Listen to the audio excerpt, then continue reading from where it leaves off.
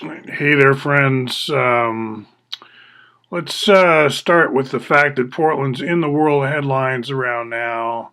The chronology is what I'm establishing here and what I was doing. Because in 2011, during the Occupy Portland, there I was going back and forth with vegetables, pulling them on a bicycle. I was in my 50s, wasn't I? Yeah.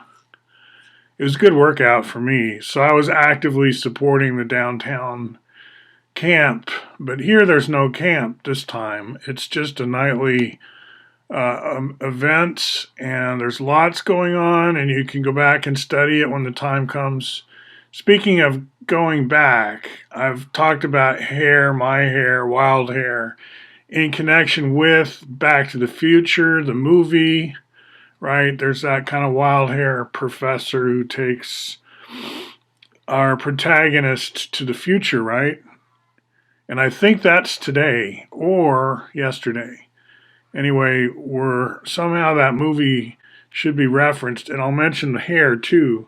You'll notice this is shorter, and I'm proud of that because I cut it myself. Did a good job, I think. Now you can't see the back, so you don't really know, but with YouTube, there's really no back, is there? It's like I only need a front. So I just wanted to show you in terms of chronology. In terms of downtown, I'll mention a little more about that while we're loading this. It's kind of like there's two TV shows that are competing for the same space. There's a soundstage aspect to the Justice Center, the center building, which is city or is it county property? Not sure. But it's not the federal castles, I call them, are on the north and the south end of this. They're in the flanks. They're the wings of the stage.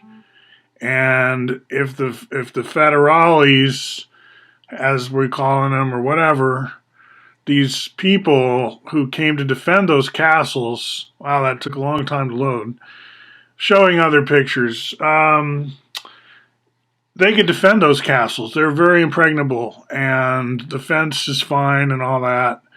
I don't see a problem there, but there is no center stage really to keep the crowd focused and interested. No music much last night. It was bring out the mayor, but don't give him much of a microphone. It was kind of dumb, and I think it's salvageable with a better stage setup in the middle. That's always just like a permanent Woodstock thing that we could go through August every night and continue with the public processing because people do want a public square somewhere where they can be heard and where they can hear others, right? There's a lot of people just want to get on stage, get on the program.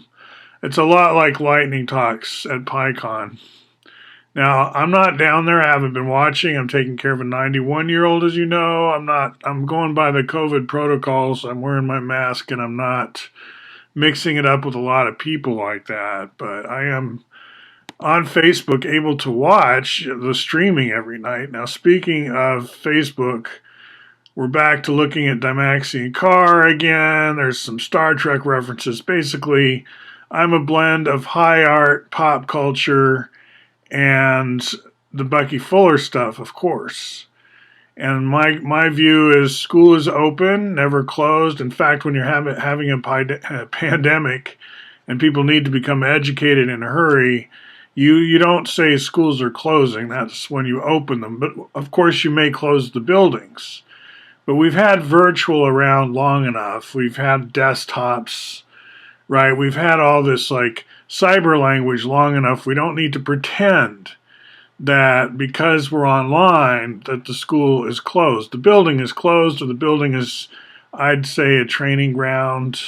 That brings me to this, my other two videos.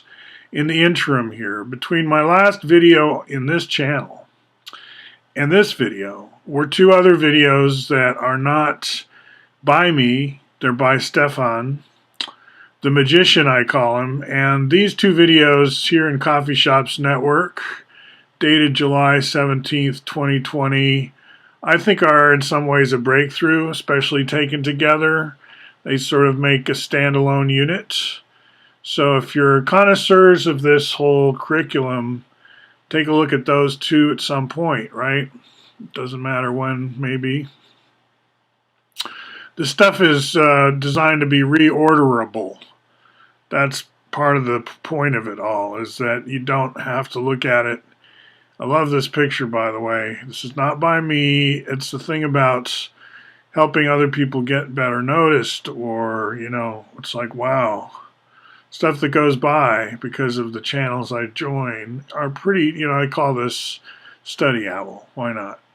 And my attitude right now is school is open, and here's your chance, especially if you're going by COVID protocols, if you're still even isolating and everything like that, and you're a student of any kind, now is the time. Now, this looks like I'm just promoting my own stuff, but that's kind of, I don't, necessarily want to intrude on other people's stuff and say, advertise it without their permission, but I will do that, by the way. I do, like here I'm advertising Rivermark, I guess, but include commercial products, and it looks like I'm promoting them, so it might seem like I'm getting paid to do that, but maybe I'm not, right?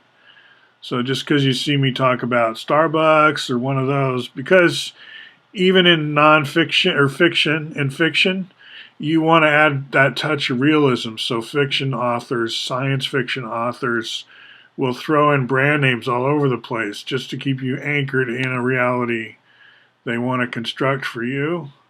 So, in other words, when I apparently advertise, don't assume that I got permission to do that at first, right? Because, hey, I'm promoting something like Earlham College. I'm going to promote Earlham College. Here's the mug. I'm wearing an Earlham College shirt. I've had a lot of interaction with Earlham College. I'm not on the faculty there.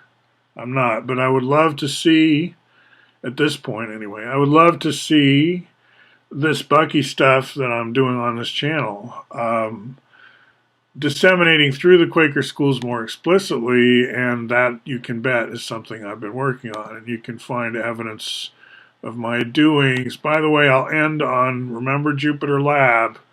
You're a student, you're stuck at home. What can I do? What can I do?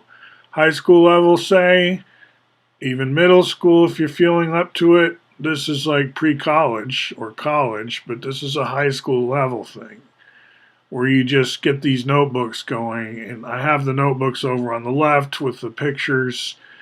And I put together a combination of web page, which I'm serving to the world, and it's got all this what's called Markdown that lets me also add graphics, right? So this is all about the end frequency cuboctahedron, the so-called isotropic vector matrix, or CCP, or FCC, sphere packing pattern. And that's very important in this curriculum, as you'll already know if you've come to this. There's the pattern I'm talking about. If you come to this from my School of Tomorrow. All right, well, we'll talk to you again soon. I just wanted to say Portland's fine as cities go, and all this conflict you might be seeing in the news right now, it's concentrated fairly densely. It's a micro event, but significant. I'm not dismissing it or trying to play it down in any way. I'm just saying we're fine. Don't worry about Portland. And the drama downtown, again, it looks like two TV shows trying to use the same space at the same time. There's the Apocalypse Now group that wants a direct confrontation of some kind because it's adrenaline feels good too. And then there's, you can get adrenaline from speeches too.